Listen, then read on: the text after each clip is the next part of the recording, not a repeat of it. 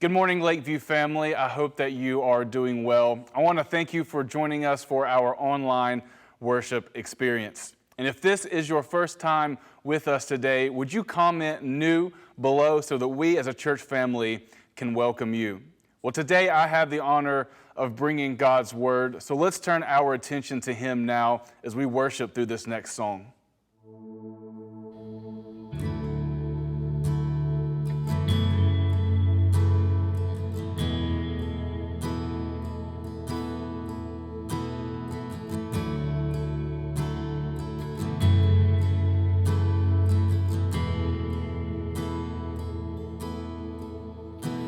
Give life, you are love, you bring light to the darkness, you give hope, you restore every heart that is broken. Great are you, Lord. It's your breath in our lungs, so we pour out our praise, pour out our praise. It's your breath in our lungs, so we pour out our praise to you only.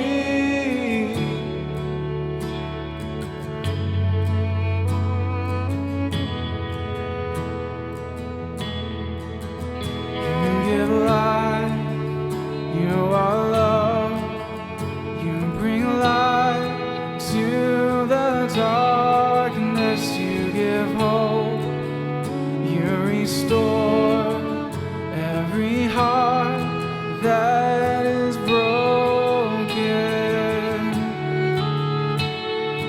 Great are you, Lord, and it's your breath in our lungs, so we pour out our praise, we pour out our praise. It's your breath in our lungs, so we pour out our praise to you only.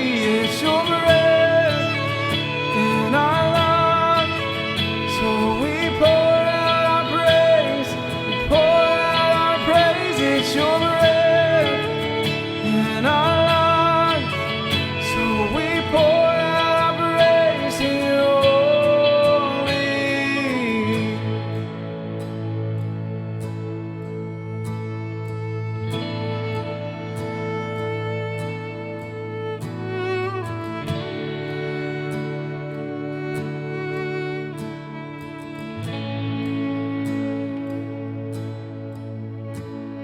And all the earth will shout your praise. Our hearts will cry, these bones will sing. Great are you, Lord.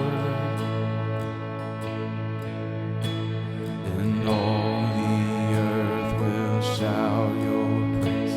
Our hearts will cry, these bones will sing. Great are you, Lord.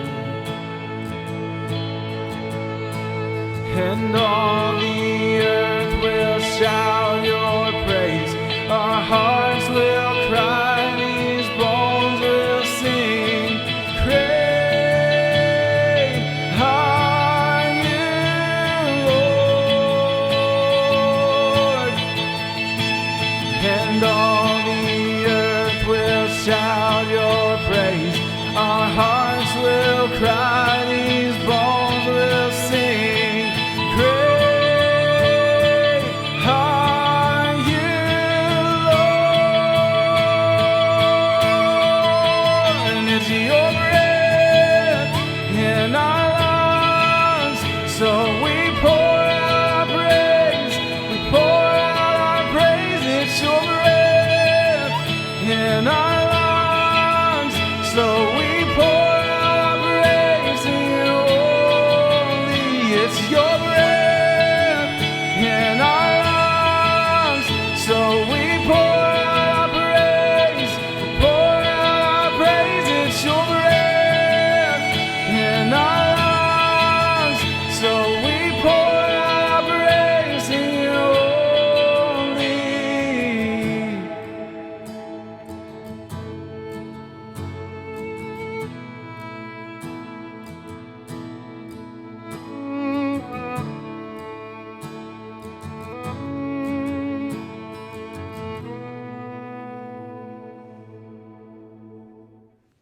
Today we are going to be in the book of 1 Kings chapter 19. So if you have a Bible, would you open that up and follow along? I'm going to be in verses 1 through 8. And today I hope this message is encouraging. I hope that you find your strength in God today as we look at this text. So starting in 1 Kings chapter 19, verse 1, let's read these first 8 verses. It says that Ahab told Jezebel all that Elijah had done, and how he had killed all the prophets with the sword. Then Jezebel sent a messenger to Elijah, saying, "So may the gods do to me, and more also, if I do not make your life as the life of one of them by this time tomorrow." Then he was afraid, and he arose and ran for his life and came to Beersheba, which belongs to Judah, and left his servant there. But he himself went a day's journey into the wilderness and came and sat down under a broom tree. And he asked that he might die, saying, "It is enough now, O Lord, take away my life, for I am no better than my fathers." And he lay down and slept under a broom tree. And behold, an angel touched him and said, "Arise and eat." And he looked, and behold, there was at his head a cake baked on hot stones and a jar of water. And he ate and drank and lay down again. And the angel of the Lord came again a second time and touched him and said, "Arise and eat, for the journey is too great for you." And he arose and ate and drank, and he went in the strength of that food 40 days and 40 nights to Horeb, the mount of God. The title of my message today is A Journey Too Great. A Journey Too Great. So let's go to verse 1 and let's unpack what these scriptures are telling us. Verse 1 says that Ahab told Jezebel all that Elijah had done and how he had killed all the prophets with the sword. So in this passage today, we really have 3 characters: Ahab, Jezebel, and Elijah. Ahab is the king of Israel, Jezebel is his wife, and Elijah is the prophet. The book of 1 Kings chapter 16 gives us a little summary statement of Ahab and what his character was like. It says that he reigned for 22 years, and Ahab did evil in the sight of the Lord more than all the kings who came before him. And as if it had been a light thing for him to walk in the sins of Jeroboam, who was an earlier king, he took for his wife Jezebel, the daughter of Ethbaal, king of the Sidonians, and went and served Baal and worshipped him. He erected an altar for Baal in the house of Baal, which he built in Samaria. So Baal was a false god that the nations around Israel worshipped. And as we'll see today, even Israel for a while worshipped Baal also. And Ahab built a house in Samaria, which was meant to be the place where God would be worshipped. He built a house for Baal, and then he erected an altar in this house to worship Baal. And Ahab made an Asherah. Ahab did more to provoke the Lord, the God of Israel, to anger than all the kings of Israel who were before him. So Ahab was an evil king. He was also weak, but Ahab was an evil king, doing more to provoke the Lord than any king that had come before him. And Jezebel we'll learn more about in just a minute. And then we also have Elijah. Elijah is really the main character in our story today, and we're going to learn a lot about him. But this verse says that Ahab told Jezebel all that Elijah had done. Now, to understand this, you have to understand what happened in the chapter before this, in 1 Kings 18. And we don't have time to go through the whole chapter. I would encourage you to read that on your own if you're interested. But 1 Kings chapter 18 is one of the most amazing chapters in the Bible where God does miraculous things through Elijah. Just to give you a short recap, there's 450 prophets of Baal.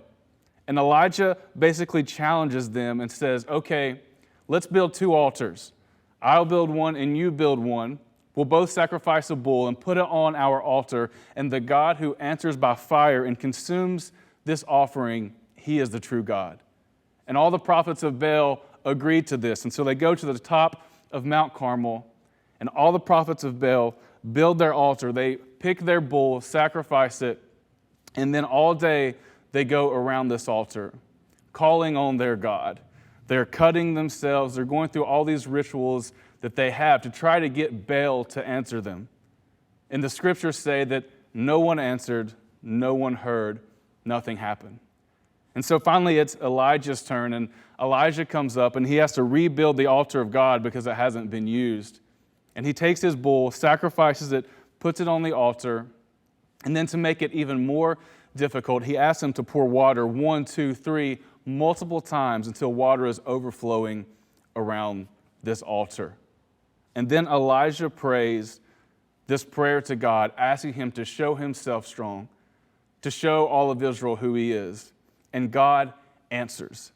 God answers by sending fire from heaven, consuming this offering and burning all of it up.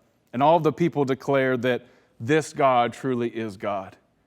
And so Elijah tells the people to gather up these 450 prophets of Baal and to kill them. And this is what happens. They kill the prophets of Baal, and Elijah is left. And it says that Ahab, who was present for this, went back to Jezebel, who I guess was at home. He went back to Jezebel and said, Elijah has killed the prophets. His God made fire come down and consume his offering. And so this is what happened, and this is where we find ourselves in 1 Kings 19. Elijah has just had a literally mountaintop experience, and then we get to what happens here. And in verse 2 of 1 Kings 19, it says that Jezebel sent a messenger to Elijah, saying, so may the gods do to me, and more also, if I do not make your life as the life of one of them by this time tomorrow. Essentially, Jezebel is saying, just like you killed those prophets, I'm going to kill you by this time tomorrow. Now we have to talk about Jezebel just a little bit. Jezebel was an authoritative, ruthless woman. She was the daughter of Ethbaal. Now he was the king of Sidon, and his name Ethbaal literally means with Baal. Baal, the false god. And so she is his daughter. And so when Ahab takes her and marries her, she does not conform to the Israel way of worship, but she brings her false gods, her priests of Baal with her and institutes them in Israel. So these 450 prophets that Elijah just killed, they were her prophets. They were the ones that she brought. And so this is why she feels like, I'm going to kill Elijah. Not only did she bring these false prophets to Israel, but she also had the true prophets of Israel killed. She killed the prophets of God. There's many things we could say about Jezebel, but needless to say, she was able to kill. And not only was she able, but she was willing. And so this threat to Elijah, where she says, I'm going to kill you, was a very real threat. Now, at this point in the story, in my mind, I'm expecting Elijah to not really be threatened by this statement from Jezebel. Elijah has just gone against 450 prophets. He's seen God do this miracle, and now one person is threatening to kill him. I'm expecting that Elijah's not really going to care, that he's going to say, if God did this to all these prophets, God can protect me from you. But that's not what we see in this passage, and that's why I find it so interesting of what Elijah did next.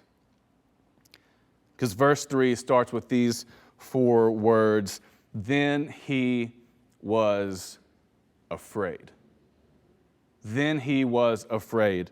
Elijah is afraid of one person after he has just killed essentially 450. And so I'm thinking, why is Elijah afraid? He's seen what God is capable of. Why is he afraid of Jezebel? And the scriptures don't give us an exact answer. They don't tell us exactly why he was afraid. But you know, I'm glad that he was afraid. And the reason that I'm glad that Elijah was afraid is because this shows us his humanity. This shows us his weakness. Maybe you could even say this shows us his sinfulness. That after this mountaintop experience, this highest victory that he's ever accomplished, is about to come his lowest defeat. And I know that you may know what this feels like. That you may have had a mountaintop experience of God, whether it's at a camp or a retreat or just in a church service, and you feel like you are on top of the world and that you and God are closer than you've ever been. And then a few days later, you feel like you couldn't get any lower. And you wonder to yourself, how could I be this way? How could I think this way? How could I not trust God? And then you look at a passage like this with arguably the greatest prophet in the Bible, and you see that he struggled with the same thing. And so, although it may have not been right that Elijah was afraid, I'm glad that he was, because it allows me to identify with him. And it says that he arose and ran for his life and came to Beersheba, which belongs to Judah, and he left his servant there. Now, why is this important? Well, Elijah was in the northern kingdom, in Jezreel, and traveled all the way to Beersheba, which is almost 100 miles.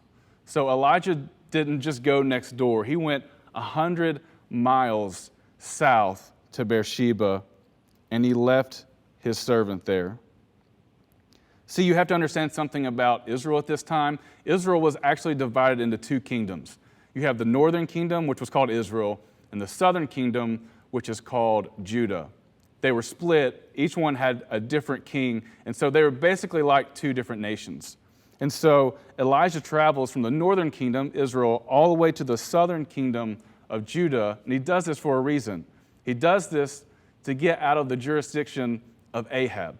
He wants to be safe in the southern kingdom, which once again shows that he didn't trust God. He trusted a location to get him safe, but he didn't trust God to keep him safe. And then verse 4 says that he himself went a day's journey into the wilderness and came and sat down under a broom tree. So he leaves his servant in the city, and then he himself goes a whole nother day's journey out into the wilderness, out into the desert, and sat under a broom tree. We see here that he is isolating himself, which I understand. There are times when I like to be alone and when I don't want anyone else around. And sometimes that's what we need. But also we know that we tend to isolate ourselves when we're overwhelmed, we're exhausted, maybe we're even in a state of depression. And I think that's what we find here with Elijah, is that he is isolating himself because he lays down under this broom tree. Now, I had to look this up. I didn't know what that meant. But essentially, out in the desert, there would be these little, not really trees, almost more of just a little shrub, where there wouldn't be a whole lot of shade that was provided, but Elijah could crawl under this little bush and have just enough shade to keep him from the hot sun that was beating down. And continuing on in verse 4, it says that he asked that he might die, saying, "It is enough now, O Lord. Take away my life, for I am no better than my fathers." Earlier, I didn't read for you the prayer in 1 Kings 18 that Elijah prayed.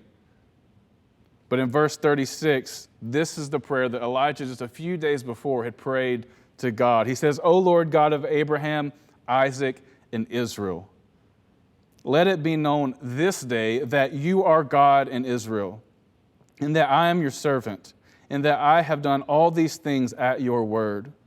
Answer me, O Lord, answer me, that this people may know that you, O Lord, are God, and that you have turned their hearts back." This is an amazing prayer. This is a prayer that shows confidence, that shows faith, that believes that God is going to answer. And just a few days later, laying under a bush in the desert, Elijah says, "It is enough now, O Lord, take away my life, for I am no better than my fathers." And now we have to remember something else as well. Why is Elijah running? Why did he just run 100 miles from Jezreel to Beersheba to go into this wilderness and to lay down? Do you remember? The reason that he ran is because Jezebel was threatening to kill him. And now, a few days later, after all of this effort, Elijah lays down and asks God to kill him. I'm thinking, Elijah, if you wanted to die, why didn't you just let Jezebel kill you a few days ago instead of going through all this trouble to now ask the Lord to kill you? And we don't know the answer for sure, but I think what we see here is Elijah is so exhausted. He's so overwhelmed that at this point, he's just saying and doing things that really don't make a lot of sense. He's saying and doing things that a few days ago he would never have thought of saying. And we understand this. This happens to us too. We get overwhelmed, we get tired, we get worn out, and we say and do things that we know are wrong, we know that we shouldn't, but we're just tired. And as a side note, aren't you thankful for the prayers that God doesn't answer? A chapter before, God answered that prayer by sending fire to consume the altar. But here, God does not answer this prayer. In fact, Elijah is one of the few biblical characters to never die. God comes later and takes him away. Elijah actually never dies in the Bible. But here we see him asking God to kill him, and God does not answer this prayer. He asked that he might die, saying, "It is enough now, O Lord." Him saying it is enough was essentially Elijah saying, "I have had enough. I'm worn out. I'm over this." And I know maybe you have said that. If you have kids over the last 3 months, there's probably been at least 1 or 2 times that you said, "I have had enough." Maybe you don't have your kids, and maybe it's your job. You said, "I've had enough." Maybe it's the coronavirus pandemic, and you said, "I have had enough of this." We can understand what Elijah is saying. God, it is enough. I have had enough of this. And then he says, "Take away my life, for I am no better than my fathers." Now, we have to remember that Elijah is arguably the greatest prophet in the Bible. And here we find him saying, "I'm no better than anyone else that came before me." Now, this is not true. Elijah is a man of God. He is loved by God. But we find him here in this place of despair and depression saying, "I'm no better than anyone else that came before me. God, just take my life." And maybe it's easy to judge him, but we tend to be the same way. We say, "God, I'm no better than my upbringing. I'm no better than the way that my parents raised me. I'm no better than my past. I'm no better than my history. I'm no better than my current habits. This is just the way that I am, and this is the way that I will always be." But we have to remember, as the song "Who You Say I Am" says, that we are chosen, that we are not forsaken. God will not leave us alone in this desert. God is for us. He is not against us. When we find ourselves in this place of despair like Elijah, where we say, "This is just the way that I am. I'll never be any better," we have to call to mind that we are called by God, that He will strengthen us, that He will empower us. And then in verse 5, it says that he lay down and slept under a broom tree. Now, sometimes the most spiritual thing we can do is just take a nap. The most spiritual thing we can do is get some rest. I'm sure, like me, you've had those times late at night where you're worried about this, that, and the third, and you can't go to sleep, and you're stressed out, and you finally fall asleep and wake up the next morning and think, what was I worried about? The problem that seemed so great then, I realize now is something that I can handle. And this is what we find here with Elijah, is that he just needs physically to be rested, and we can't neglect how much physical rest impacts our spiritual and our emotional health. And then we continue on. It says, "And behold, an angel touched him and said to him, 'Arise and eat.' And he looked, and behold, there was at his head a cake baked on hot stones and a jar of water. And he ate and drank and lay down again." And I love this verse because as I'm thinking of the ways that God could have responded to Elijah in this moment, after he just ran 100 miles and he's laying here in the desert, how would God respond to him when he asked the Lord to take away his life? I think that God could have met him with condemnation. He could have met him with rebuke. He could have said, "Elijah, what a sinful man that you are. Do you not have any faith? Why are you running in fear? What kind of prophet are you here in this desert?" He could have met him with condemnation, with rebuke. He could have met him with shame. He could have said, "Elijah, what would all of these people think about you if they could see you here? A few days ago, you were on the top of a mountain declaring my praise. You were declaring your confidence in me. You were declaring how great that I am. And now here you are, just a short few days later, and you're asking me to kill you, and you have no hope. What kind of prophet would they think you were? Would they ever listen to you again? Would they ever let you declare the word of God again? Why are you laying here?"